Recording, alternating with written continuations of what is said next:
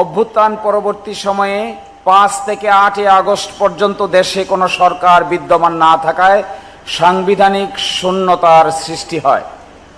অকার্যকর হয়ে পড়ে সংবিধানের অনেক বিধানাবলী। আমরা হিসাব করে দেখেছি প্রায় 47টা বিধান সংবিধানের অকার্যকর হয়ে যায়। তন্মধ্যে 55, 56, 57, 58, 58 ক, 59, একই সাথে 65 এবং 92। এই 55, 56, 57, 58-তে আছে একটা চ্যাপ্টার, যে চ্যাপ্টারের মূল আলোচনার বিষয় হলো prime minister and the ministers. যেহেতু প্রাইম মিনিস্টার নাই, মিনিস্টার্স নাই, এক্সিকিউটিভ গভর্নমেন্ট নাই, সংবিধানের ওই অংশ পার্টটুকুর আর কোনো মূল্য নাই। এরপরে আছে 65 থেকে 92। 65 থেকে 92 আছে parliament, the constitution of the parliament, how the parliament will be constituted, what would be the function of the parliament, how the president will be elected, what will be the balance between parliament and the president। এই পার্টটুকু total omit হয়ে গেছে।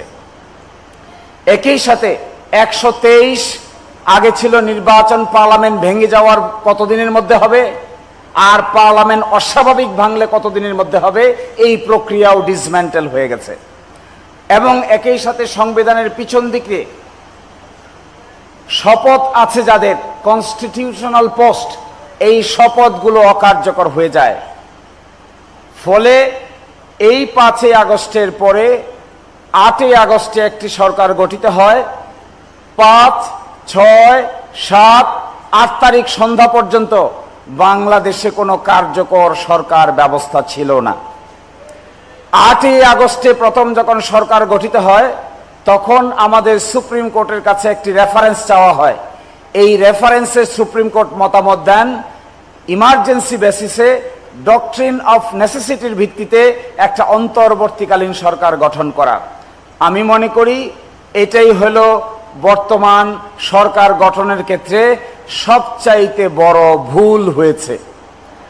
এটা হলো সাংবিধানিকভাবে সবচাইতে বড় mistake. এই mistake করা উচিত হয় নাই। এই সরকার হওয়া উচিত ছিল জনগণের অভিপ্রায়ের ভিত্তিতে গঠিত সরকার। এই সরকার কোনো 106 অনুচ্ছেদ দ্বারা প্রধান বিচারপতির কাছে পাঠানো রেফারেন্সের ভিত্তিতে গঠিত সরকার ব্যবস্থা নয়, যেখানে দেশের প্রধান বিচারপতি সহ সুপ্রিম কোর্টেই কাজ করে নাই, যেখানে প্রাইম মিনিস্টার সহ মিনিস্টার্স নাই, যেখানে পার্লামেন্ট নাই, সেখানে এই ছোট্ট সংবিধান কি করে কাজ করবে, কার মাধ্যমে কাজ করবে? এই প্রশ্নের উত্তর